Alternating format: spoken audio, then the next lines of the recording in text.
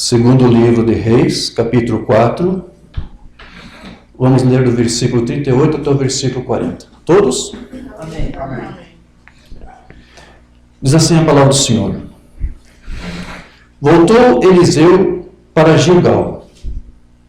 Havia fome naquela terra.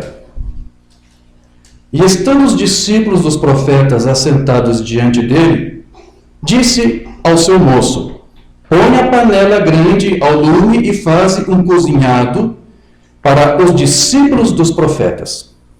Então, saiu um ao campo a apanhar ervas e achou uma trepadeira silvestre. E colhendo dela, encheu a sua capa de colossíntidas. Voltou e cortou-as em pedaços, pôs-as na panela, visto que não as conheciam. Depois deram de comer aos homens.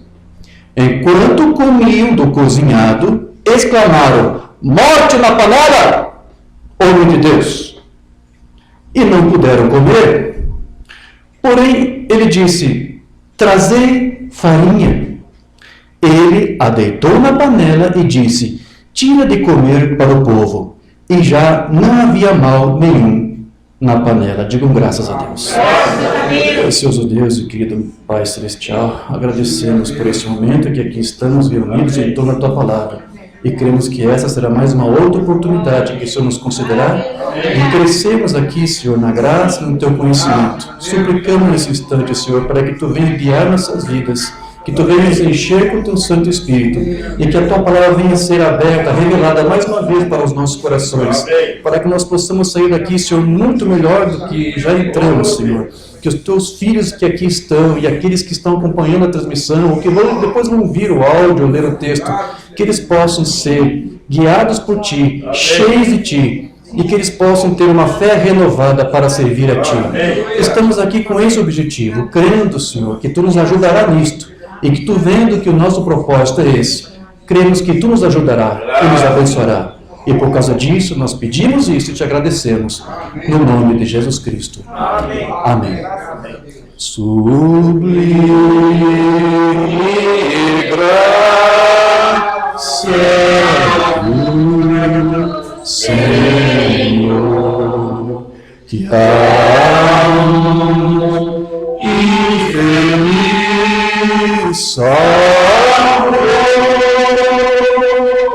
Eu cego fui, mas vejo já, perdido em mim achou. Amém, graças a Deus. Podeis tomar vosso assento. Meus amados irmãos, aqui o profeta Eliseu estava numa terra que já estava passando por fome já há 7 anos. Foi mais ou menos nesse mesmo período, você deve se lembrar da escritura que diz que, não tendo o que comer, 2 mães resolveram sacrificar os seus filhos. Aí elas combinaram: um dia vamos matar o seu e vamos comer o seu, e outro dia vamos matar o meu e comemos o meu. E você sabe o que aconteceu.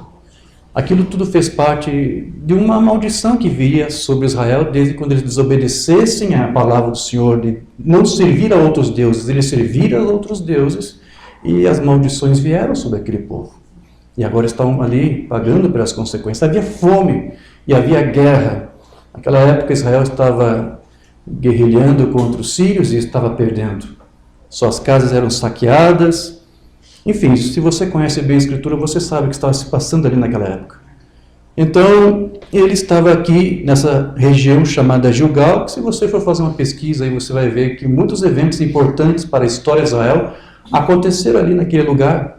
Gilgal, para os irmãos que não se lembram, foi o local onde Israel se acampou quando atravessou o Jordão, sob a liderança de Josué, para tomar conta da terra, assumir a terra prometida. Gilgal foi o primeiro acampamento de Israel. Também foi ali em Gilgal que Saul perdeu seu reinado. Deus ordenou ao seu profeta que se reunisse ali naquele lugar para apresentar sacrifícios e ordenou para que o rei de Israel estivesse ali com o seu exército. Só que ali estava Saul, estavam os animais, o seu exército, e o povo estava inquieto e colocando aí Saul contra a parede. Ele acabou cedendo porque Samuel, o profeta, que era quem deveria fazer o sacrifício, demorou para vir. Então Saul fez uma coisa que não era para ele fazer, né? Tentou fazer um trabalho, uma obra que ele não foi chamado. Ele mesmo foi fazer sacrifícios, sacrificou animais. E quando ele estava terminando, aparece o profeta Samuel e ele diz: por que você fez isso hoje? Você perdeu o teu reinado. Isso foi lá em Gilgal. E aqui agora diz que em Gilgal, né, estava ali Eliseu, seus discípulos, na escola dos profetas, discípulos dos profetas, com fome, sem ter o que comer. Mas o profeta disse para um dos seus moços: vai e procure algo para servir, para fazer um cozinhado para os discípulos dos profetas. A escritura aqui não diz o momento, mas este moço aqui é Geazi, esse era o seu nome. O mesmo Geazi que depois mentiu para Naamã, dizendo que o profeta, o seu mestre Eliseu, voltou atrás, porque quando o general sírio foi curado da lepra, ele quis ofertar algo para o profeta de Deus. Ele levou ouro, levou prata, levou vestes festivais caríssimas. Eu lembro que uma vez fiz um cálculo, porque ali tem as medidas de tudo, quantos ciclos de prata, quantos ciclos de ouro. Se você for calcular, você vai encontrar o mesmo valor que eu encontrei na época. Ali, Naamã estava levando em torno dos 2 milhões de dólares nos dias de hoje. Era uma boa oferta para aquele profeta, se ele fosse curado da sua lepra. Quando ele foi curado, ele quis então ofertar e o profeta Eliseu recusou. Porque esse é o ministério de Elias. O ministério de Elias não faz negócios com a palavra. Você se lembra quando o profeta William Branham recusou $1,5 milhão porque uma senhora foi curada, uma esposa de um homem muito rico?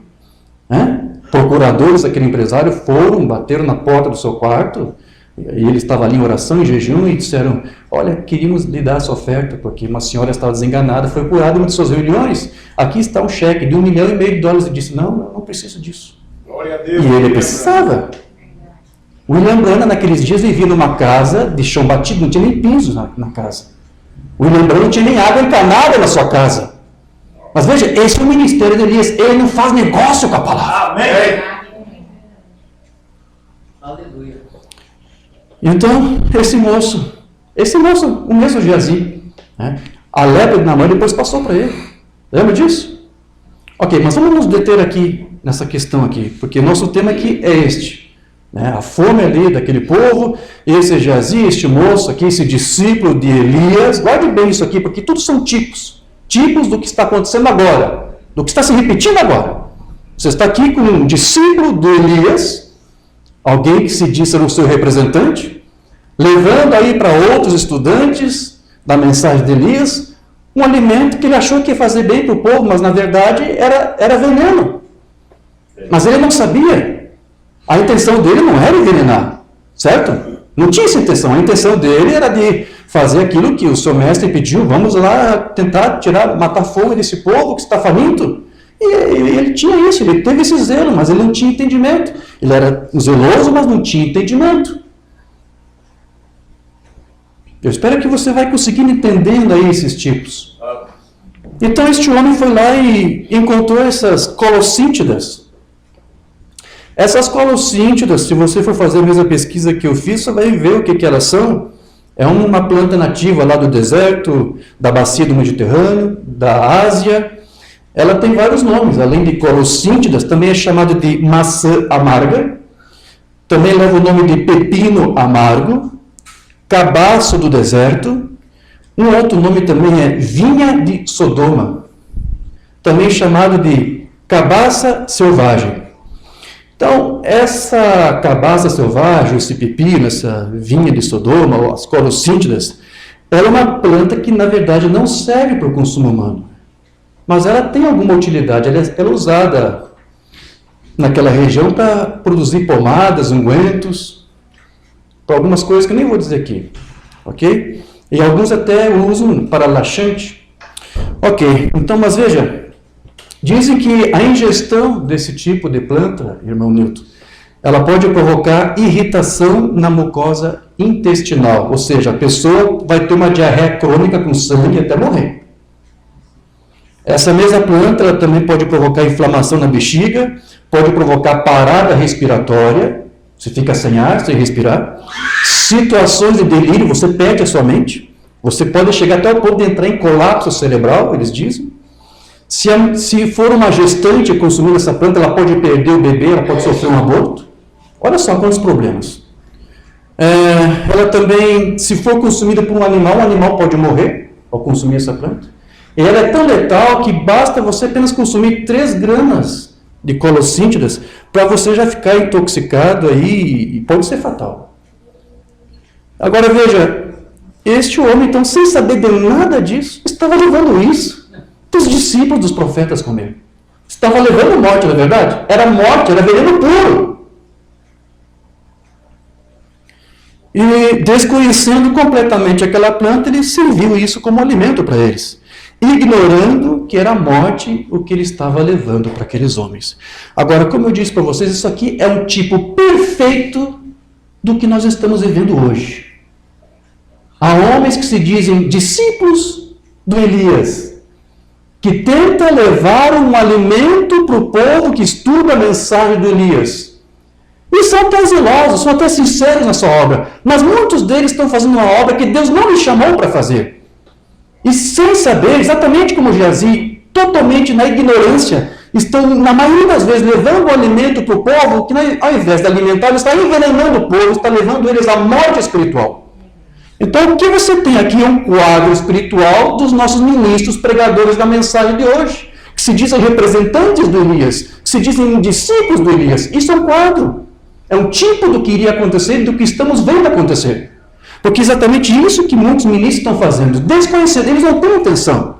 Eu quero crer que não é a intenção deles de envenenar as pessoas. Eles pensam que estão levando um alimento que vai ajudá-los, que vai alimentá-los, que vai nutrir, mas eles não sabem, como aquele Geazi também não sabia, que eles estão levando morte na panela.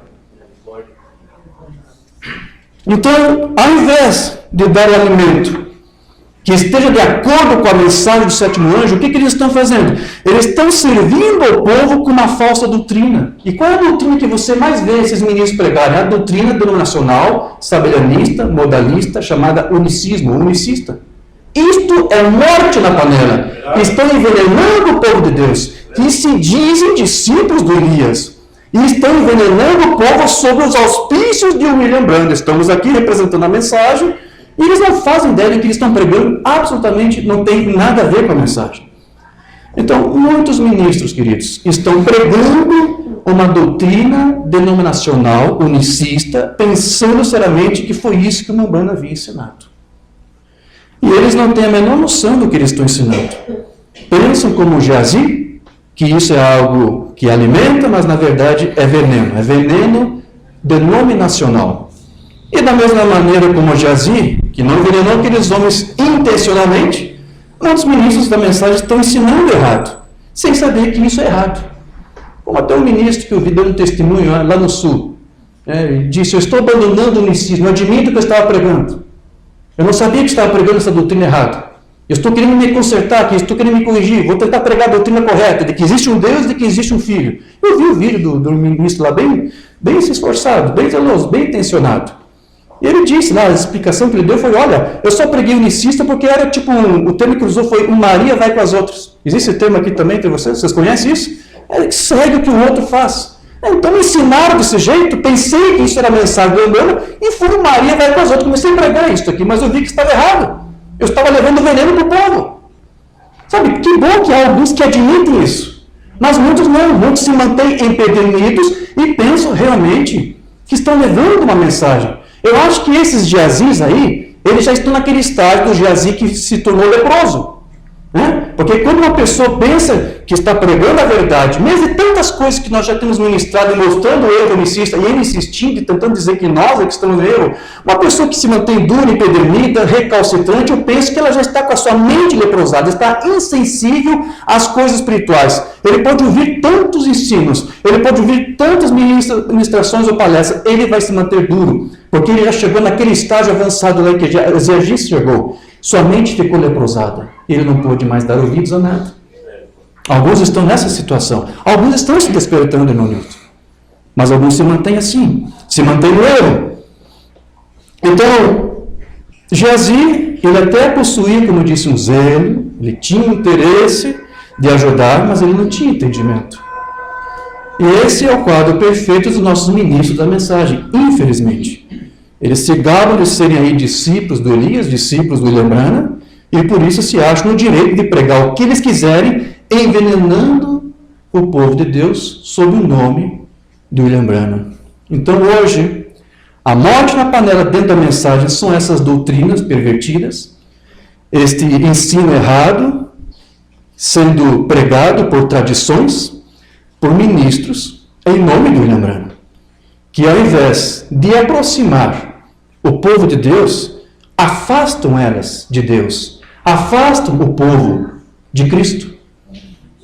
Então, somente a palavra original, que é tipificada aqui nessa história que nós lemos pela farinha, essa farinha tipifica Cristo, a palavra inadulterada e pura. Amém. Somente esta farinha, irmãos, somente Cristo, na sua palavra, é que pode tirar o veneno do cozinhado que está sendo servido para o povo, para tirar deles essa morte espiritual e dar-lhes vida. Amém. Somente esta farinha, que é Cristo, é que pode tirar isto que está sendo apresentado como algo nocivo para os filhos de Deus. Eu quero agora ler alguns sermões do Mombana, onde eu fiz aqui algum apanhado, ele menciona este mesmo evento aqui que nós lemos lá de 2 Reis. Na mensagem Mombana Israel e a igreja número 4, Mombana vai dizer assim: você sabe o que aconteceu, pregador? Você sabe o que aquele pregador fez? Ele saiu e pegou um apanhado de cabaças verdes de uma videira selvagem. Um rapaz, um sujeito que não sabia a diferença entre ervilhas e uma cabaça selvagem, é algum pregador, eu lhe digo. Ele os jogou na panela e começou a cozinhar isso. A primeira coisa que você sabe, todo mundo tem uma grande quantidade disso assim, e disseram, a morte na panela. Isso é o que importa hoje, a morte na panela. O profeta dizendo, isso aqui está acontecendo hoje. Estão servindo alimento para o povo aí fora, que é morte na panela. Está envenenando. Alguns desses antigos seminários frios, formais e ímpios, tentando ensinar alguma teologia, eles estão rasgando as pessoas, levando-as para longe de Cristo. Precisamos do batismo do Espírito Santo para dar vida. Amém. A farinha, precisamos de farinha. Amém. Aleluia! Ufa! Eu me sinto como o dobro do meu tamanho agora. Mas essa é a verdade, irmão. Você está cozinhando alguma coisa. Isso mesmo. Você está cozinhando alguma coisa. Mas o que você está cozinhando? Ou seja, no que você está crendo? O que você está comendo? O que você está confessando? Que doutrina que você está crendo? Alguma coisa você está cozinhando aí. Você está comendo alguma coisa aí. Essa é a próxima coisa. Um sujeito que não sabia a diferença entre cabaças e ervilhas verdes, muitos ministros estão nessa condição. Não sabe discernir a mensagem lembrando das mensagens unicistas. Eles pensam que é a mesma coisa e não é. Temos provado isso. Então, assim é como alguns deles são. Ou seja, estão pregando o unicismo, não é isso? Como se fosse a doutrina dos apóstolos.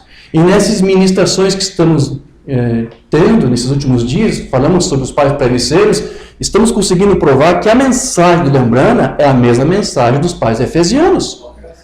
E nesses estudos nós mostramos que a doutrina unicista não foi pregada nos primeiros 200 anos, nos primeiros 2 séculos não se pregou o unicismo.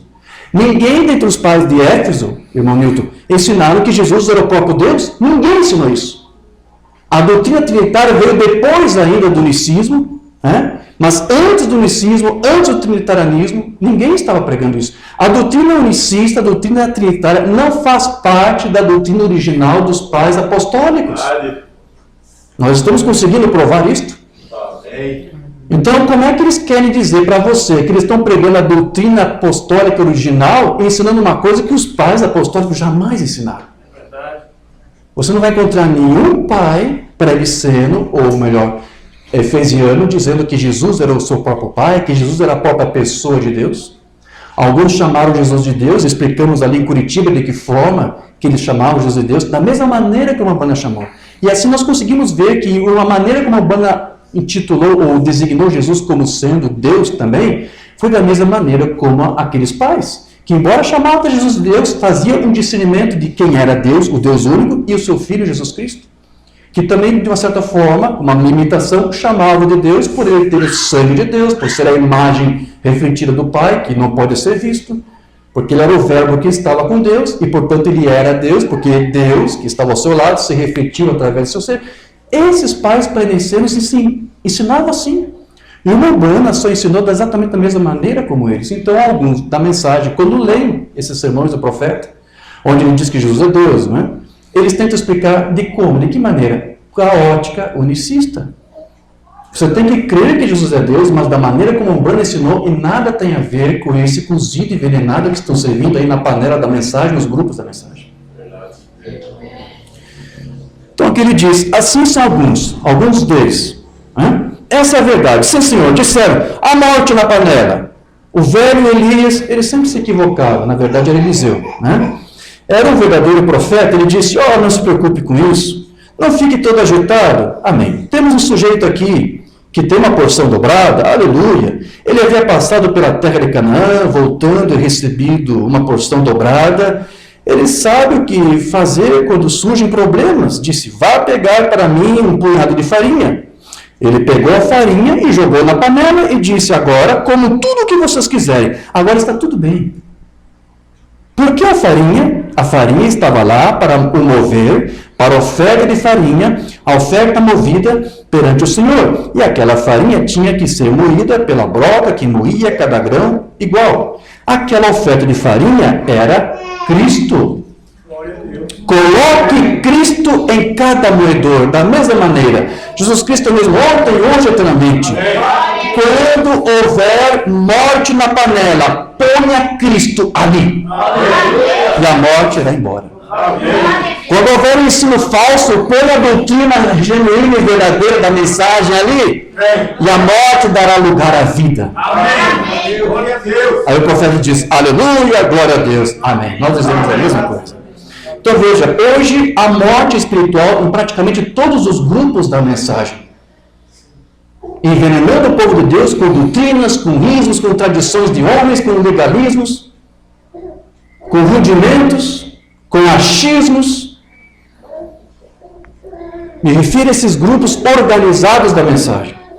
E é somente em Cristo que você pode ver a diferença entre a vida e a morte, entre a doutrina verdadeira e a falsa doutrina. Umbanda diz na sua mensagem que não temos traduzida, a mão do Senhor veio sobre ele, de 54. Eles conseguiram isso hoje. Cozinharam também, mas há morte na panela, ele disse. Isso mesmo, morte na panela. Mas veja, na maravilhosa graça, aqui está.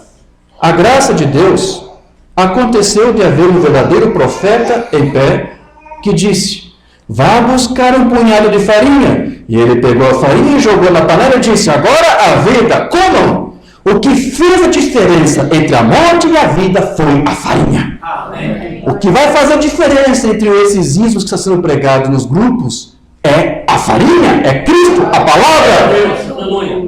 Agora, alguns de vocês, mestres, sabem aqui que a farinha era a oferta de farinha, que a oferta, e a farinha era Cristo. As pequenas rebagas tinham que ser ajustadas, então eles mergulharam um punhado de Jesus Cristo, mesmo ontem, hoje, eternamente, e lançaram na morte e se tornou vida. Vê?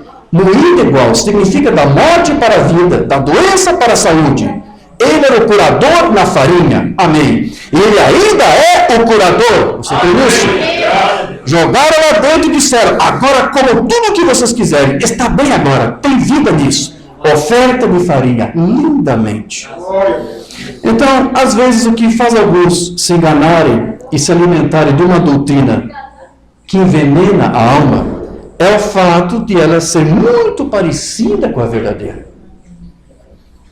Porém, só quem conhece a verdadeira doutrina de Cristo é que vai conseguir discernir a diferença entre o falso e o verdadeiro. Realmente, a farinha de Cristo, disse Umbanda, é o que faz toda a diferença.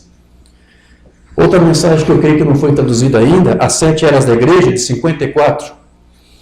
Eles disseram, a morte na panela, assim é como alguns desses seminários poderiam organizar também. Isso mesmo, disseram, a morte na panela. Elias, ou Eliseu, disse, espere um minuto, nós cuidaremos disso. Ele pega um punhado de farinha e joga tudo para mudar as coisas. Farinha, a oferta de farinha. Jesus Cristo é o mesmo ontem, hoje e eternamente. A mesma coisa para a oferta de farinha. E isso fez a diferença. Amém. Então veja, a morte que eu digo que está sendo semeada aí nos tabernáculos, nos grupos, não está exatamente na mensagem do William Branham, não está exatamente nas fitas, mas no que está sendo feito com elas. Da maneira como elas estão sendo manuseadas. Ali está a morte. Não há morte nessa mensagem. Não há morte nessas fitas. Mas alguns conseguem converter ou usar essas fitas de maneira errada. Deturpa o seu sentido. Muda a palavra. Muda a mensagem. É ali que está a morte. Não nas fitas. Não na mensagem. Então muitos pegam essas fitas, essas mensagens e tiram conclusões erradas. Conclusões equivocadas. E aí é que está a morte na panela. O que estão fazendo, a maneira como estão interpretando, a maneira como estão ensinando. A morte não está exatamente nas fitas ou na mensagem, mas no que o homem está tentando fazer com elas, dando a sua própria interpretação particular do que elas dizem, colocando outras palavras na boca do irmão Branham. É por isso que você precisa do ministério quíntuple, porque ele vai ajudar você a ter um entendimento claro, lúcido, do que as fitas estão dizendo. Eu pergunto a você, você acha que simplesmente só lendo as fitas você vai ter o entendimento correto da doutrina? Você não vai conseguir. Eu poderia ficar aqui o dia todo só dando exemplos para você de que só ouvindo fitas não vai te dar o entendimento. Enquanto estava ali em Curitiba, um irmão hispânico, eu não sei de qual país, talvez Chile, Peru, não sei, me fez algumas perguntas. Eu disse, irmão Diógenes, eu vi uma mensagem aqui onde o profeta disse que a nossa alma é a teofania. Eu disse, não, irmão, isso deve ser algum erro de tradução aí. Você me passa essa mensagem, eu vou confrontar com o original em inglês. Deve ser uma tradução errada aí no espanhol. Tudo bem, irmão, eu vou te passar. Ele me passou, está lá numa dessa série de Hebreus. Aí eu peguei o texto do espanhol, realmente ele dizia isso. A alma é a teofania. A alma que é a teofania. Aí eu fui lá para o inglês para ver se havia algum erro. Não, está certinho. Perfeito. Foi exatamente isso que a Bana disse. A alma é a teofania. A alma que é a teofania. Aí, vamos lá. Tenta imaginar num culto onde não existe mais ministração da palavra. Só ao invés de ter um ministro ali, para edificar a igreja, porque é isso que a Bíblia diz, é isso que o profeta disse que o ministério quinto faria, edificaria a igreja, dando o pleno conhecimento da verdade de Cristo, isso, trazendo unidade de fé e de espírito. Imagina um lugar desse onde só se toca o play. Só tem fitas. Imagina isso. E essa fita tocando, eles ouvem isso aqui. A alma que é a teofania. Eles vão entender? Não vão entender. Porque para mim mesmo parecia estranho, porque não poderia estar dizendo isso. Só porém, quando você vai na mensagem como eu fui, eu fiz o que todos têm que fazer. Não isole as palavras do profeta. Veja o contexto. Né? Você sabe como a Bruna disse que nós contornamos a teofania, nós viemos sem ela. Cristo não contornou. Não é isto? Agora, vamos supor que realmente a teofania, a alma fosse teofania. Então, quando ele diz que nós contornamos, quer dizer que nós viemos sem alma? Estamos sem alma aqui? Mas você tem um parágrafo onde o irmão Branham diz, a alma é teofania. Agora, você imagina esses cultos, só tocam fita aí. Ah, irmãos, que mensagem poderosa, que revelação tremenda que nós tivemos hoje no nosso culto do toca-play, do tocar-fita. Porque hoje nós aprendemos que nossa alma são teofânicas. Nossa alma é teofania.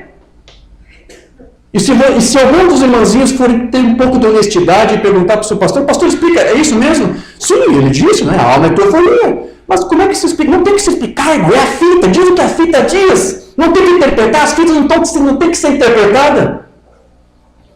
Claro que tem que ser. Porque quando você vai no contexto, então você vai entender o que o profeta disse ali. Antes disso, a declaração que ele fez foi que os nossos corpos de carne são de natureza material, como os animais. É do mesmo material, é o pó da terra. Nossos corpos é potássio, ferro, enxofre. É a mesma coisa que o cachorro tem, que o cavalo tem. Ele estava dizendo isso. Ele fez um paralelo primeiro no natural. Nossos corpos de carne são do mesmo material terreno do pó da terra. Mas há uma diferença entre nós e os animais, mesmo assim. Embora o corpo seja parecido, o mesmo material, nós temos uma coisa que os animais não têm, que é a alma, que é como a teofania. Pronto. O que ele quer dizer com isso? Nossa alma é celestial. Nossa alma é espiritual, como os corpos teofânicos também são espirituais celestiais. Mambana diz que quando nós nos desfizemos aqui deste mundo, nos desprendemos desses corpos, nossas almas vão ocupar esses corpos celestiais, chamados teofania, porque é da mesma natureza, é como a teofania. Mambana não disse que quando nós morremos, nós vamos para nossas almas, que as almas estão esperando nós depois que morrer. Nossas almas se desprendem desse corpo e vai ocupar um corpo semelhante à alma, da mesma natureza, que é a teofania. Era isso que o Mambana estava dizendo. Só estou aqui dando um pequeno exemplo para você de quantas coisas pervertidas se pode fazer, se pode se deduzir, quando não se tem o ensino correto da mensagem. Esse irmão ficou preocupado. Não, então é isso, nossas almas são teofania. Então, quando eu dei a explicação, tudo se encaixou para ele e ele teve paz, teve descanso. Então, veja, nós não estamos dizendo aqui que há morte nas fitas, mas o que é feito com elas. A maneira como ela é manejada, mal manejada. Uma mensagem aqui do Mambana, o manto usado. Quando eles começaram a comer, um deles reconheceu que estava ficando doente e disse: há morte na panela. Agora, o que Eliseu fez? Eles foram até ele, aquele com a porção dobrada. Então, eles foram até ele e queriam saber o que fazer. Ele nunca disse: livre-se de tudo isso agora. Ele disse: não façam isso. É isso que estou dizendo para você. Não se livre das fitas. Não há nenhum problema com elas. A morte não está nas fitas. O profeta diz: não precisa jogar isso fora. Tem como você saber fazer algo aqui? Só tem que fazer a coisa correta. Mas ele foi e pegou então um punhado de farinha, jogou a mesma na panela e disse: agora coma tudo o que você quiser. Há vida nela. Agora, o que fez a diferença foi a farinha. Não há nada de problema, nada de errado com as fitas. Mas você tem que pôr farinha nisto. Você tem que deixar que Cristo revele o que está ali. Amém. E não tentar isso apenas, ou tentar ouvir, ou ler, ou estudar apenas com o intelecto. Você vai se afastar. O profeta diz que isso que está acontecendo, eles estão dando alimento envenenado que está afastando as pessoas de Cristo. Então, nós só precisamos de um punhado, um coração cheio de Cristo entre eles, e todos esses outros problemas e coisas antigas serão esclarecidos. Quem tiver a doutrina correta de Cristo nos seus corações receberá o discernimento, receberá o aclaramento, e vai conseguir aí se livrar da casca e ficar com grão. Amém? Amém. E da morte se transformará em vida quando Cristo for colocado. Quando Cristo for colocado, a palavra de Cristo for colocado, então haverá vida. Os seminários, as escolas, as denominações, tudo bem, mas eles precisam de Cristo neles. Os membros são pessoas boas, eles são seres humanos como você e eu somos, que gostam de comer, de famílias amáveis e de amor assim, mas o que eles precisam é de Cristo em suas vidas. Amém. Então alguns estão aí dizendo: tragam e lembrando de volta para o púlpito, porém eu vos digo: tragam Cristo de volta para o púlpito. Tragam a Bíblia de volta para o púlpito.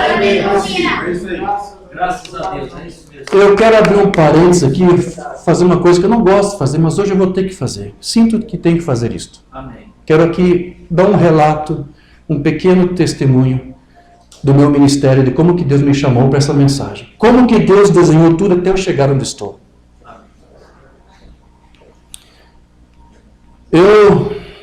Alguns de vocês já sabem como é que eu era antes de conhecer a mensagem, ou até mesmo antes de ser um denominacional. Eu gostava muito de ler livros de filosofia. Eu gostava muito disso, irmão Nilton. Lia todos os livros, comprava todos os livros. Eu era militar, então eu usava todo o meu soldo, todo o meu salário ia nesses livros. Está tudo lá. E alguns livros não me fizeram bem nenhum. Algumas coisas eu gostava de ler, mas eu lembro que depois eu tive alguns problemas. Eu lembro que uma vez, na pista de pentatlo, eu não me aqueci o suficiente, soltei de um obstáculo muito alto, e você não deve fazer isso. Eu soltei e machuquei minha perna, o osso se deslocou, eu caminhei um pouco, o osso voltou normal, daqui a pouco saiu do lugar, e eu fiquei desesperado. Era uma dor insuportável, a perna inchou, não conseguia caminhar, e eu só lendo filosofias, E eu fiz uma oração a Deus e disse, Senhor, se o Senhor me curar, eu achei que a coisa era séria, achei que até perdi minha perna, nunca tinha passado por aquilo. Eu disse, Senhor, se o Senhor me curar, eu vou me batizar, eu vou numa igreja que eu encontrar, eu quero servir para o Senhor, minha vida ao Senhor. E eu acho que Deus respondeu a minha oração, porque em poucos dias minha perna voltou ao normal, tudo. E eu quis fazer isso, procurei uma igreja lá, uma igreja pentecostal, uma igreja quadrangular, e fui lá batizado no batismo trinitário, 28 de agosto de 94. Eu tinha o quê? Uns 20 anos. Ok, mas sabe, eu não estava à vontade naquele galinheiro. Eu não conseguia, não havia nada que me estimulasse lá a estudar a palavra. Então eu continuei com a filosofia, mesmo já sendo um crente, um evangélico. E aí, às vezes eu tentava ler algumas literaturas cristãs, eu gostava de ler lá a Imitação de Cristo, Thomas Kempis. Teve um livro que me fez muito mal, A Vida de Cristo, de Leon Tolstói. Eu confiei naqueles relatos daquele homem, achei que ele era um homem cristão, ele me ensinou coisas feias, erradas. Então eu estava muito confuso. E eu lia várias outras coisas também, para psicologia, tudo que você imaginar. Eu não quero entrar em detalhes aqui. Eu lia de tudo. Até que chegou um tempo, irmãos, que eu me cansei da filosofia. Porque o alvo do filósofo é conhecer a verdade, é o alvo deles.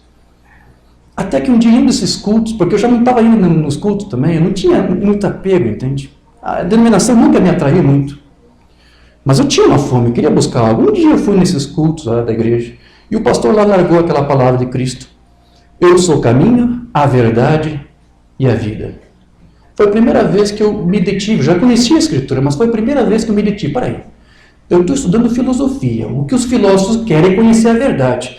Mas agora tem uma escritura onde alguém se diz ser a verdade. Amém. Quer dizer que a verdade é uma pessoa. Amém. E quando você conhecer essa pessoa, então você conhece a verdade. Amém. Sabe, Deus estava começando a me chamar de volta.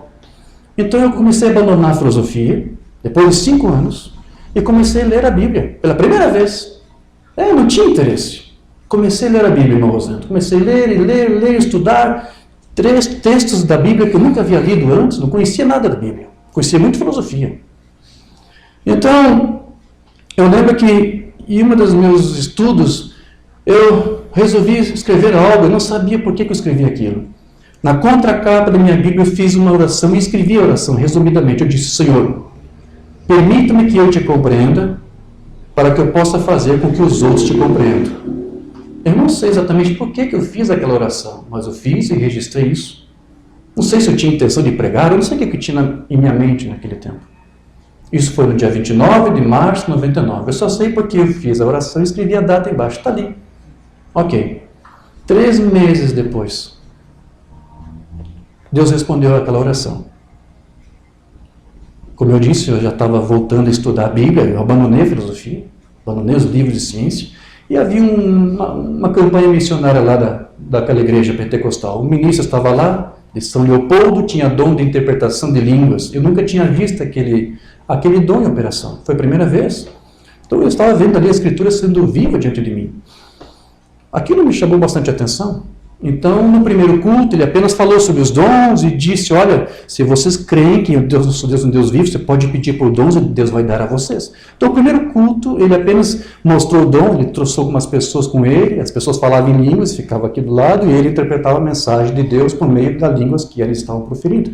Aquilo para mim foi fantástico. E ele provou, olha, isso aqui está na Bíblia, isso aqui, o que estamos fazendo. Ok. Então, no outro dia, no segundo dia de culto, eu estava bem curioso, porque ele disse que ia orar por aqueles que quisessem aqueles dons. Então, eu estava me preparando, ansioso para aquele culto. E durante o dia fiquei estudando a minha Bíblia. E isso foi no dia 14 de maio de 99. E eu lembro que naquela tarde, no dia 14 de maio, pela primeira vez eu estava lendo aqui 2 Reis 4, 38, 40. Nunca tinha lido isso aqui antes na minha vida. Eu estava lendo isto, e sabe, Deus já estava mostrando algumas coisas. E eu sabia que aqui havia um simbolismo profundo.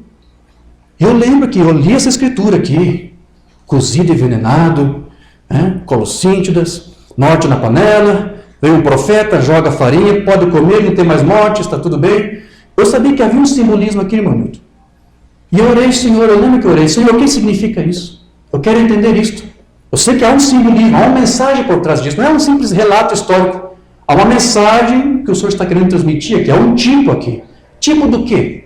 Eu não sabia, não tinha a menor noção. Ok? Li, fiz oração, não tinha entendimento, não consegui nada, fechei minha Bíblia e já estava na hora de ir para o culto. E fui. Então lá, o ministro lá fez a sua oração, deu sua ministração e disse: agora eu vou orar por aqueles que querem os dons. Se você tem fé e buscar e pedir, Deus vai derramar os seus dons aqui hoje. Você quer que Deus é um Deus vivo? Sabe aquele chamado pentecostal. Ok, então quando terminou e chamou o povo para frente, ninguém queria ir para frente. Estavam tudo com medo. E havia umas quantas na minha frente, eu queria saltar os bancos lá para frente, eu queria pedir algum dom, queria ver se Deus ia me ajudar ou me dar algum dom. E as pessoas ficaram ali imobilizadas, olhando que o ministro repreendeu: o que está vendo com vocês? Vocês estão com medo de vir aqui para frente? Vocês não querem? Vocês não querem? Tem medo de pedir? Aí o pessoal ficou constrangido, vieram para frente, e eu fui, e mesmo assim fiquei lá atrás, porque era uma multidão muito grande. Quantas pessoas haviam ali? Umas 300 pessoas? Eu não sei. A igreja estava cheia, lotada. Então ele fez essa oração e disse: Senhor, derrame do teu Espírito, derrame dos teus dons por aqueles que desejam, que quiserem. E depois que ele fez essa oração, ele começou a descer da plataforma e impor as mãos sobre as pessoas, nas suas cabeças. Se alguém tivesse recebido ali algum dom, Deus imediatamente ia mostrar para ele. Naquele momento, havia muitas pessoas à minha frente. Eu pensei, eu fiz minha oração. Eu disse: Senhor, me dê esse dom, me dê dom de línguas. Eu já estava há 5 anos, e para um pentecostal é desapontador você ficar tanto tempo e não manifestar o dom de línguas. Você tem, porque é evidência do batismo, não é isso? Eu queria o dom. E quando esse ministro desceu para orar, eu pensei: e aí? Será que Deus respondeu? Será que eu tenho alguma coisa? Aí, irmão Nilton, bem baixinho, eu ouvi: eu vou tentar fazer, ver se tem alguma coisa. E abri minha boca, bem baixinho. Ui, que é isso? O que foi isso aqui? Eu nunca fiz isso antes. Vai, vou tentar, não, mas bem mais baixinho, não quero que ninguém ouça isso aqui. Será que isso é línguas? Já sei o que eu vou fazer. Quando esse ministro chegar perto, porque ele está colocando a mão em todo mundo, quando ele chegar perto de mim, eu vou soltar isso aqui de novo para ver, se for línguas, ele vai saber dizer. Mas aí era tanta gente, ele estava sendo bem rápido para terminar, não alongar muito. Ele colocava a mão e as cabeças já tiravam. Né? Aí quando ele colocou a mão na minha cabeça, já estava tirando. Quando ele tirou, eu ri com a língua: oi! Rapaz, fala línguas de novo aí. Então é línguas mesmo. Eu não sabia. Você sabe, essas coisas eu não conseguia entender. Eu só fui entender depois que conheci a mensagem. Porque o Obama disse nas suas mensagens que o batismo do Espírito Santo é sem emoção. Eu achava que quando você recebia um dom, tinha um fogo, um calor, ou quando ficava arrepiado, não tinha nada disso. Era muito estranho para mim. Simplesmente o dom já estava ali. Eu não houve sensação nenhuma. Mas ele disse: sim, é línguas, fala em línguas. Eu até fiquei nervoso: rapaz, fala em línguas. E eu comecei a falar. E ele começou a interpretar. E ali Deus estava me chamando para o ministério. Eu fiquei uns 4, 5 minutos falando em línguas, ele ficou interpretando. Se eu não parasse, ele ia continuar interpretando. Mas a palavra diz que o Espírito está sujeito a você. Então eu mesmo parei e ele pôde parar e continuar procurando outros irmãos. E houve mais um outro irmão que também foi chamado para o ministério. Também falou em línguas, ele interpretou a mensagem. O nome desse irmão se chamava Israel. Depois, mais tarde, as coisas foram se conectando. Aquele dia foi 14 de maio de 99. Israel comemorava o seu 51º ano de Estado de Israel. Era o aniversário do Estado de Israel. E havia um rapazinho que tinha o nome daquele Estado. Né? E muita coincidência. Eu lembro que depois até comentei com aquele pai, anos depois, quando encontrei, o pai daquele jovem: você sabia aquele dia que o teu filho, quando foi chamado para o ministério junto comigo, ele foi chamado na mesma data em que Israel comemora a sua independência e ele leva o nome daquele país? Não era coincidência, mas ele estava um pouco constrangido porque o seu filho não tinha feito nada, não tinha assumido nada. Disse: quem sabe é um outro momento. Ok, então esse ministro chamou nós dois lá para o púlpito e disse para nós: fale em línguas de novo, para nós interpretar. Agora quero que toda a igreja veja o que Deus está fazendo aqui com vocês. E eu estava tão emocionado que não saía mais nada. As línguas estavam ali, mas eu não conseguia falar alto, mesmo com o microfone na minha boca. Então o que esse ministro fez? Chamou o nosso pastor lá, o meu pastor, ele colocou a mão no meu ombro, e o pastor falou em línguas, e esse ministro interpretou a mensagem de Deus. Ele repetiu tudo a mesma coisa. Deus fez muitas promessas para o meu ministério naquele dia. fez muitas revelações, falou de muitas coisas que Deus disse que ia fazer através de mim. Algumas coisas que até poderia contar se somente você estivesse aqui nos ouvindo, mas sabemos que tem muitos irmãos que nos estão nos escutando e que não têm esse companhia, não têm esse mesmo espírito que vocês, então talvez não vão entender algumas coisas, então eu vou privá-los de algum escândalo. Mas houve uma coisa que Deus disse ali e que eu nunca esqueci, ficou gravado em minha alma. Ele disse: eu vou fazer de você um homem de mente cristalina para compreender a minha palavra e falar a minha palavra para os meus filhos.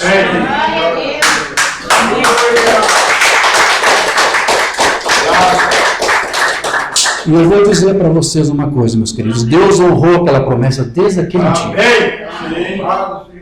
Há outras coisas que ele prometeu. Ele disse que eu estaria orando pelos enfermos e eles seriam curados. Falou da cura divina, porque a palavra tem que acompanhar esses sinais. Ele fez todas essas promessas para mim. Então eu voltei para casa falando em línguas pelas ruas, contente, feliz. Mas assim que eu cheguei em casa, queridos, eu já quis pôr em prova tudo isso. Deus disse: eu vou te dar uma mente cristalina para você compreender a minha palavra. E naquela tarde eu li isso aqui, segundo Reis, e eu não estava entendendo nada. Então eu disse: Senhor, tu me disse essa noite que me daria uma mente cristalina para compreender tua palavra. Então, Senhor, se realmente tu me chamou, revela para mim o que significa isso. Eu sei que isso aqui é um tipo. O que isso aqui quer dizer?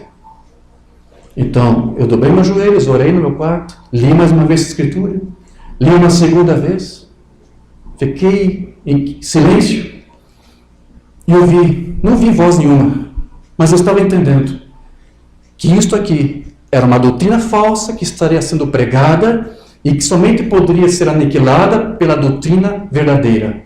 Um ensino errado que envenenaria as pessoas, que levaria à morte espiritual, mas que somente pode ser banida ou aniquilada pela palavra correta, representada pela farinha. Foi isso que eu entendi. Mas era mais coisa ainda, mais além do que isso. E eu só ia entender mais tempo adiante. Porque sabe, às vezes Deus não revela todas as coisas para você de uma só vez. Tenha paciência com Deus. Quando você quer saber de uma coisa, o que você precisa de uma coisa, ore a Deus, peça a Deus, mas deixe Deus ter o tempo dele para mostrar para você, para revelar o que você mesmo quer, o que você precisa. Dê tempo a Deus, não se precipite. Tenha paciência, não esmoreça, não se precipite. Amém? Então eu estava tendo esse entendimento. Mas Deus também disse que Ele me dá os dons de cura divina, que eu orar pelos enfermos, eles seriam curados. Então eu também tive que fazer esse outro teste. E deixa eu contar uma coisa aqui para você. Eu fiz esse teste para Deus. Mas não faça isso sempre. Se você quiser fazer, tenha muito cuidado.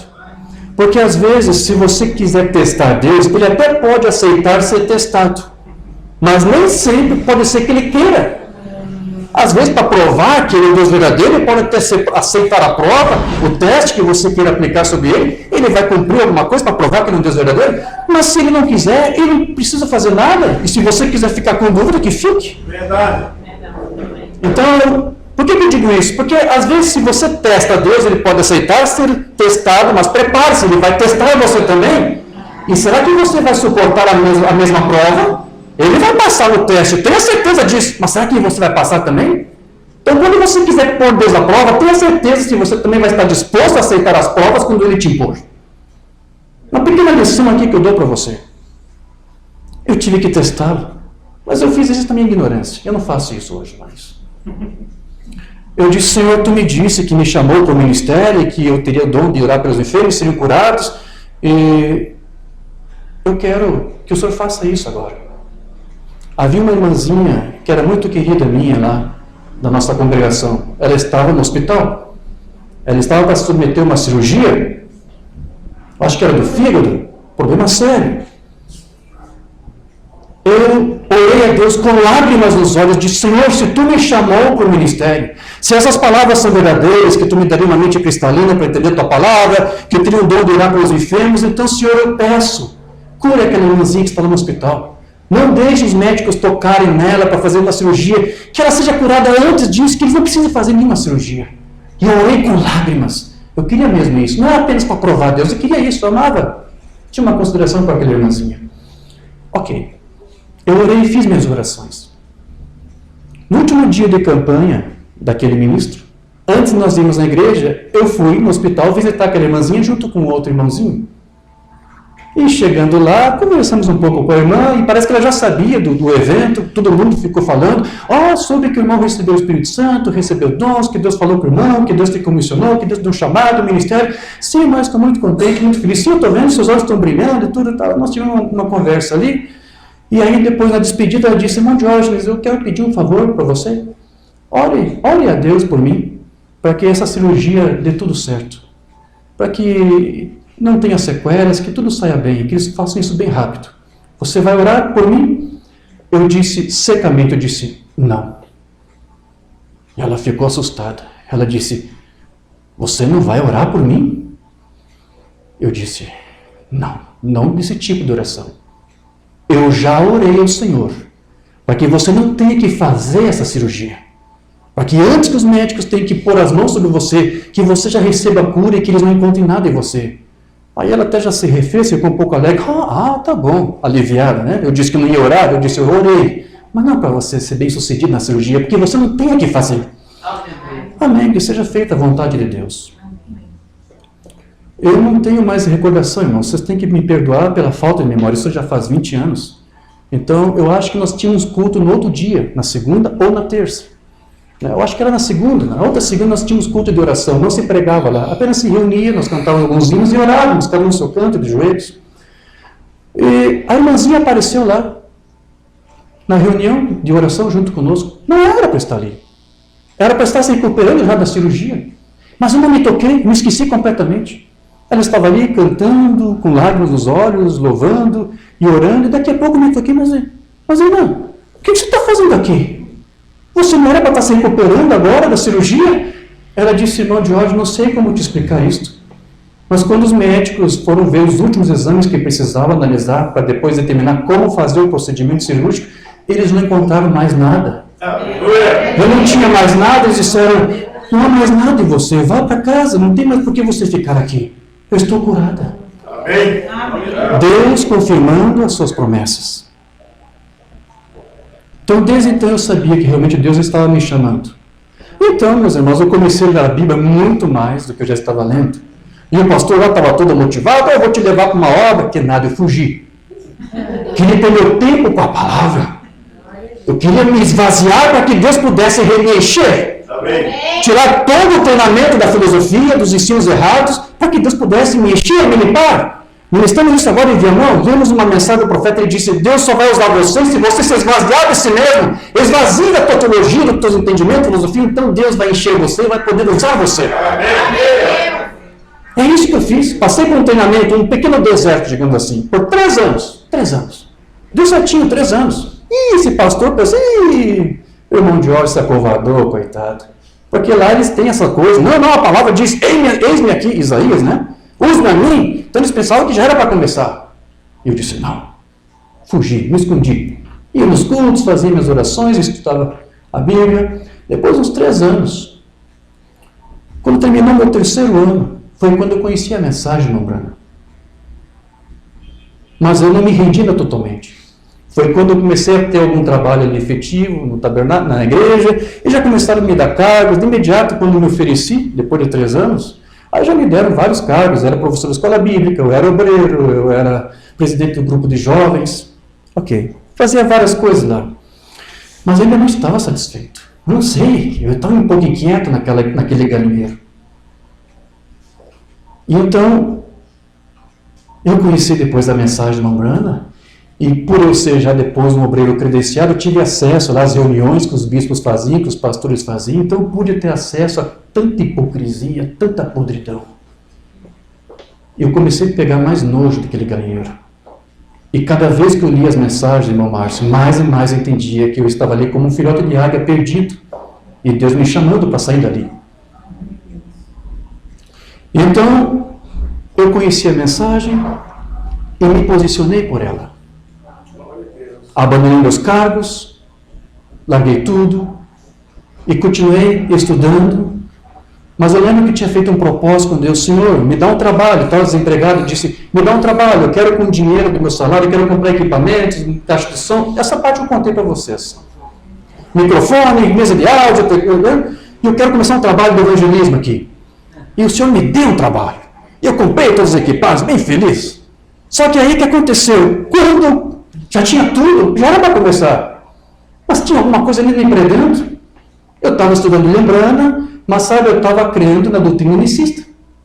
Eu conheci 2 ministérios lá do sul, de Canoas e Porto Alegre, unicistas, me ensinaram o unicismo. E eu tentei me convencer que o Umbanda era sabelinista. Mas eu não sabia que o problema, havia uma coisa me segurando aqui. Porque eu queria pregar, mas ao mesmo tempo alguma coisa me segurava. Mas eu não sabia que o problema era da doutrina que eu estava crendo ali, que estava me dando. Eu achei que o problema era comigo. Então, orando a Deus e continuando orando e tendo tempo de leitura, meditação, de estudo, finalzinho de 2008 eu conheço este homem aqui, o irmão Rosendo.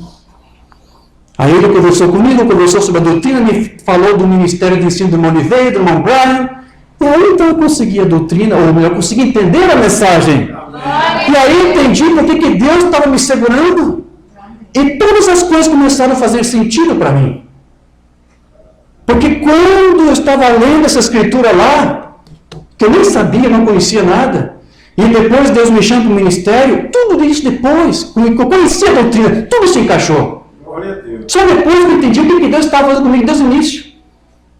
Deus estava dizendo ali, meu filho, isso que você leu aqui, é para isso que eu te chamei para fazer. Estão envenenando o meu povo aí fora.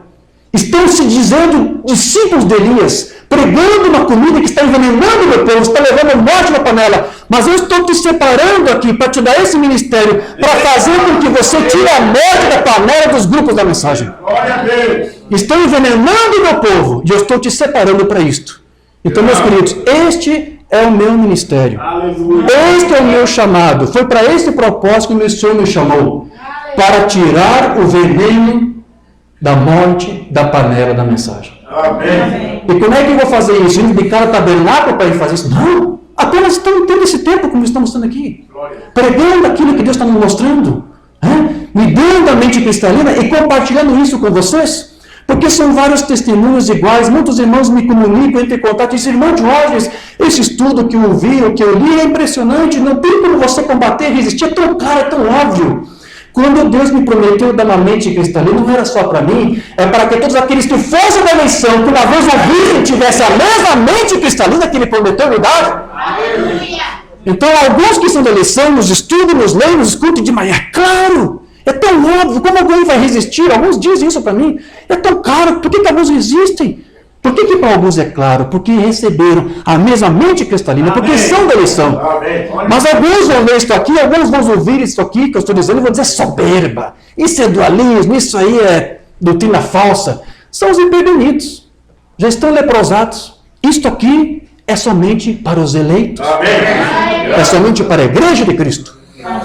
Estão envenenando o povo, dizendo ser a mensagem lembrando, se passando por discípulo de Elias, mas nem eles sabem o que estão fazendo. Estão pregando uma doutrina que nem eles sabem. Como Jazi nem sabia que aquilo era veneno. Então agora o Senhor está nos dizendo, nos dando essa doutrina, esta farinha. Leva esta farinha. Tira a morte da panela. Glória a É Deus. isso que estamos fazendo. Graças a Deus. E várias vidas estão sendo alcançadas. No Brasil, no exterior, na África, nos países latinos. Vários irmãos estão sendo despertados. Oh, E Deus. ninguém pode resistir a essa palavra do Senhor. Amém. E qualquer um que for um pouquinho honesto e for sincero em estudar, vai ver que nós não estamos tentando enganar ninguém aqui. Isto realmente é a farinha, é Cristo de volta no seu lugar. Glória a Deus. Glória a Deus. Graças a Deus. Vamos voltar para a mensagem? Desculpe esse longo parênteses aqui. Amém. Mensagem, um manto usado. O que precisamos hoje é de uma pregação do evangelho mais direta, que separará o trigo do joio ou certo do errado. Fazer o que é certo ser certo, o que é errado é errado. Eu digo isso aqui. Todos os pregadores dessa mensagem que estão pregando uma doutrina unicista, que faz de Jesus o próprio Deus, e tenta usar isso, as palavras de Umbanda, sem saber exatamente o que ele está dizendo, esses homens estão servindo ao diabo. Podem nem ser filhos do diabo, mas estão servindo a ele. Que Deus possa despertar estes homens, aqueles que são da eleição, que venham se emendar, que venham se corrigir, e não comprometam mais o ministério que Deus lhes deu, e que eles possam de volta trazer Cristo, a farinha, tirar o cozido envenenado, passar por um treinamento, Não estou dizendo que tem que ouvir o que nós temos aqui nos tabernáculos. Basta estudar, basta meditar. Eles não precisam prestar conta disso para nós. Cada um tem seu próprio ministério. E o povo que Deus colocou em suas mãos. Mas eu estou dizendo que esses homens que são de Deus se arrependam. Como alguns dizem, eu fui Maria, vai com as outras, que mais outros homens possam fazer isto. Que sejam despertados. E que parem de envenenar o povo com essas colossíntidas venenosas aqui.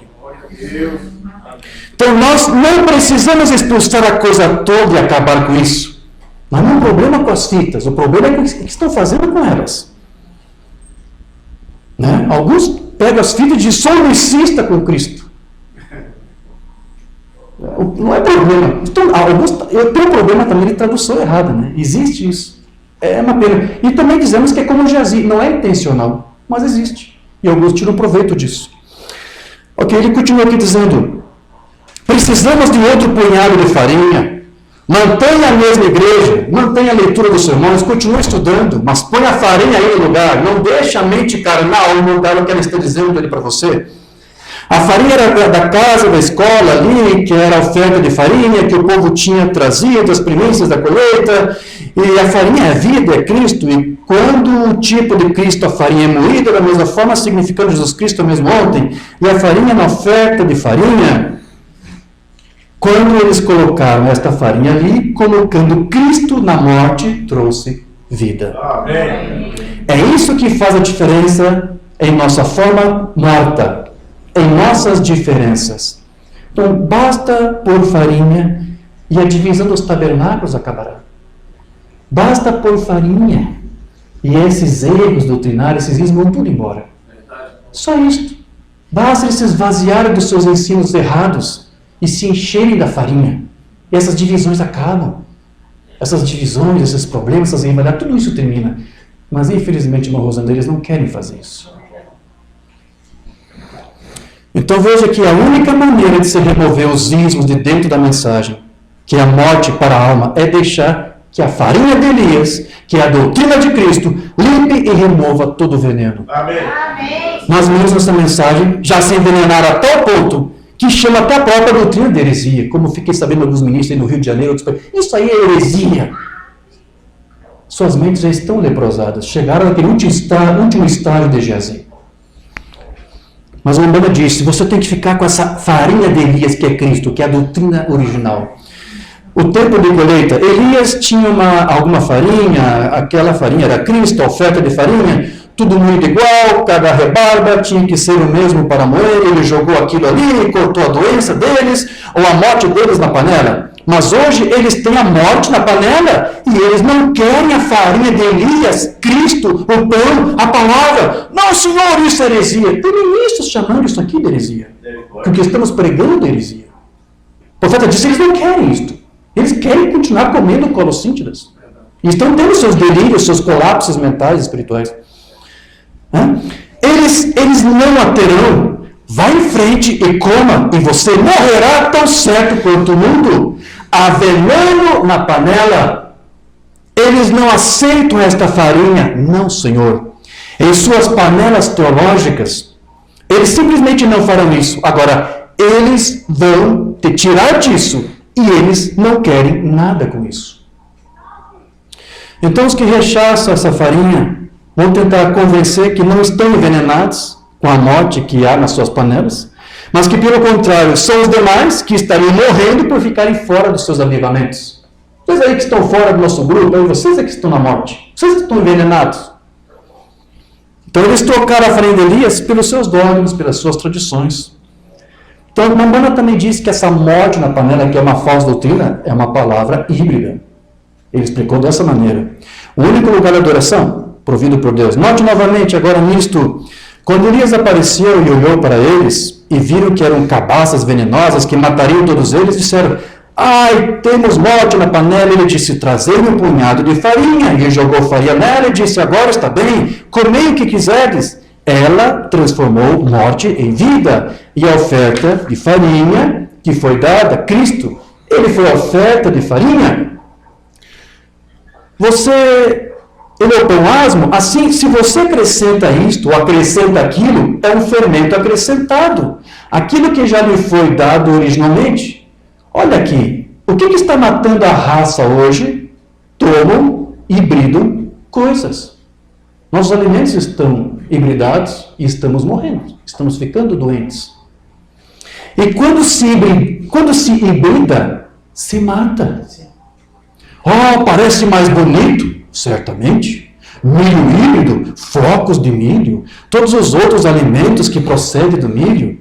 Milho híbrido, grandes, volumosos, bonitos, talhos longos e grandes espigas. Parece 2 vezes melhor que o outro, mas é morte. Até mesmo a ciência constatou isso, está vendo? Não o cruze, ele o matará. Não cruze essa doutrina, não cruze essa palavra. Uma outra interpretação. Isso é veneno, isso matará. Então, queridos, eu só vou ler mais alguma coisa aqui, eu não vou concluir lendo tudo que está aqui. Mas o Rambam, ele disse que a morte na panela ela é causada por falsas doutrinas que são inspiradas por um espírito que faz as pessoas agirem como religiosas. Ele chamava do espírito de religião, ou espírito de igreja. Só uma vez mais, Senhor. Deus pode fazer algo diferente por alguém. Oh, bem, isso apenas aconteceu. Veja, o diabo apenas tem sua mente tão envenenada com as coisas até que eles não saibam onde estão em si mesmos. Sente-se firme. Oh, eles podem bater palmas e gritar, amém, dançar no espírito. Isso não significa nada. Eu vi os pagãos fazerem isso mesmo. Tendo grandes reuniões. Você diz, nós ainda temos avivamento, irmão Branham. Que tipo de avivamento? Vocês têm encontros na igreja. Vocês só têm reuniões. Vocês estão comprometendo. Vocês estão alterando a palavra. Vocês estão adotando uma outra doutrina que não é a minha doutrina. Veja o que me fez segurar para eu pregar aquela doutrina. Porque o que eu tinha naquela época? Eu tinha o unicismo. Deus me deu um grande livramento.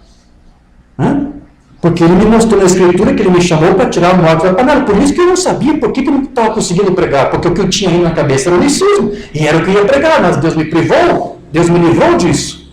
Porque ele me separou para tirar o veneno e não para pôr veneno. Outra mensagem que ele vai dizer aqui. As pessoas de hoje tomam todos os tipos de espíritos. Eles sobem e tomam o espírito de igreja, eles até mesmo tomam espíritos que se chamam de espíritos de Deus nascidos de novo. Tem pessoa que se ilude, se engana a si mesmo, pensando que é nascido de novo. Mandana diz que o que faz você ser nascido de novo é ter a verdadeira revelação da pessoa de Jesus Cristo. Amém. Então, se eles têm uma visão distorcida, uma falsa revelação, passaram pelo novo nascimento? Não. Eles estão com o espírito de igreja aqui, espírito de religião. E negam que a palavra de Deus seja verdadeira.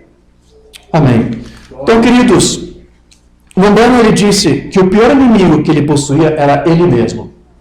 E da mesma forma, o pior inimigo que nós podemos ter não é o diabo, mas nossas fraquezas, se nos deixarmos ser vencidos e explorados pelo diabo para nos levantar contra Deus. Se nós vencermos a nós mesmos, nossos próprios arrazoamentos, nossa própria falta de fé, e nos rendermos a Ele, nos esvaziarmos de nós mesmos, como eu disse, e deixarmos Deus nos encher com o seu Espírito, então nós venceremos todos os ismos, todas as obras do diabo. Né? Mensagem de Moisés: você precisa esquecer tudo que já conheceu em seu próprio conhecimento para conhecer a Cristo. Esqueça o unicismo, esqueça o dualismo, esqueça tudo o trinitarianismo. São doutrinas que só surgiram lá no século XIII. Estamos provando isso nos nossos estudos. Ninguém pregou nenhuma dessas doutrinas nos 2 séculos da era cristã. E o que o profeta pregou foi exatamente o que aqueles primeiros pais pregaram. Então esqueça essas coisas que vieram depois. Bem, simplesmente aproxime-se como uma criança e aceite-o. Isso é tudo. Assim é que você aceita Deus. E seja o mais humilde que você puder ser. O mais humilde e se afaste de si mesmo, das suas próprias ideias. E simplesmente aceite a palavra de Deus pelo que ela vale e creia nela. Amém. Morra para si mesmo e para suas próprias ideias, suas próprias teologias, e simplesmente repouse em Cristo e seja batizado do Espírito Santo. Amém. Deus nos mudou de um carrapicho para um grão de trigo. Isso torna os frutos diferentes, mudando a sua própria mente e suas próprias ideias. É o maior milagre que já aconteceu. Quando homem ou mulher é nascido de novo do Espírito de Deus e se torna uma nova criação em Cristo Jesus. Amém. Você tem que se humilhar, conhecer a Deus, Você precisa se livrar das suas próprias ideias e abrir seu coração e vida para Ele. Então Ele se dará a conhecer. Amém. Se você é nascido de Deus, você está lavado nas águas da palavra, separado das coisas do mundo e crê em Deus. Você está morto. Você está morto para o seu próprio pensamento, morto para as suas próprias ideias, morto para tudo mais, exceto para a palavra de Deus. E Ele vive em você, operando através de você. Palavra de Deus. Você diz, eu estou morto para o mundo, e eu estou morto para o mundo, irmão Brana, e nega a palavra de Deus? Não, você não está morto para o mundo. Então, Brana disse, diga o que as fitas dizem, mas da maneira como elas dizem. Mas com farinha, tenha Cristo aí. Tenha a unção do santo que te ensina acerca de todas as coisas. E Ele vai te livrar desses cozidos envenenados, vai te livrar da morte da panela. Só mais 2 mensagens aqui eu encerro. A influência de um homem sobre o outro. Faça tudo o que você puder pelo reino, porém jamais insira as suas próprias ideias. Isso é morte na panela, quem estiver fazendo isso. Apenas diga o que esta mensagem diz e continue, siga adiante. Então eu digo, no nome de Jesus Cristo, não acrescente nada. Não pegue, coloque suas próprias ideias nisso. Isso vai te envenenar. Simplesmente diga o que está dito nessas fitas. Apenas faça exatamente o que o Senhor Deus ordenou a fazer. Não adicione a isso. Que Deus ajude este humilde povo que está aqui a vencer esta morte, esses venenos, com a palavra de Cristo, com a farinha de Cristo. Que essa farinha esteja na tua vida, meu irmão. Que a botija nunca se esvazie. Que onde você estiver, você possa exalar o perfume desta farinha. Removendo todo o cozido envenenado, toda a doutrina falsa. Que Deus possa usar você como sua testemunha, como seu instrumento. Amém? Amém. Enquanto oramos ao Senhor, eu vou pedir para o irmão Vicente preparar um hino e trazer aqui para nós. Vamos se levantar e falar com o Pai. Precioso Deus e querido Pai, estamos gratos, Senhor, por esse tempo que tivemos meditando nessa Escritura, que é tão valiosa, que é tão real. O que Tu fez no passado é o que Tu continuas a fazer em nosso meio. Tu usou o Teu servo, o Teu profeta, para, em Ti, por fim aquele veneno. E Tu tem feito isso nesses últimos dias através do Teu profeta, do Teu Elias, desse ministério que Tu vindicou, Senhor. E junto com o ministério que acompanha esta mensagem, Tu tem usado da mesma forma para que os Teus filhos possam ter uma mente cristalina para reconhecer a Tua palavra e se render a ela, Senhor. Que Tu ajude esta humilde congregação que aqui está. Que todos os Teus filhos que têm meditado na Tua doutrina, na Tua santa doutrina, Pai, que eles possam ser esclarecidos, que eles possam ter uma mente esclarecida, cristalina, como Tu prometeu a mim. Porque quando Tu me fez aquela promessa, Senhor, eu sabia, desde então eu sabia que isso não era para mim, não é para o homem, é para todos os Teus ministros. Todo o ministério quinto tem esta mente cristalina. Não é coisa do homem só. Todos os ministros, apóstolos, profetas, evangelistas, missionários, todos eles têm que lançar farinha para pôr fim à morte na panela. Não é matéria, não é função, não é atividade, não é uma obra de um homem. É a Tua obra, em vários vasos que Tu usa. Que Tu possa, Senhor, aqui neste ministério, ajudar os Teus filhos, Senhor. Que onde os Teus filhos estiverem, que eles possam ter esta mente cristalina, reconhecendo a Ti na humildade, porque sabemos que Tu se manifesta a simplicidade. Que consigamos reconhecer a Ti em todos os nossos caminhos, Senhor. Receba a nossa adoração a Ti. Receba a nossa sinceridade a Ti, Senhor. E faça toda essa obra completa, Senhor. Não precisamos Te provar. Tu já provou que essa mensagem é verdadeira. Tu já provou que Tu está em nosso meio através daquele fogo que eu me corro para arrebatamento, para o milênio. Ajude-nos, Senhor. Capacite-nos. Ignore a nossa indignidade. E contemple não o que somos em nossa carne corruptível, mas o que ansiamos ser, segundo a imagem do Teu Filho primogênito. Nos dê esta imagem, Senhor. Assim pedimos e Te agradecemos, no nome de Jesus Cristo. Amém. Graças a Deus.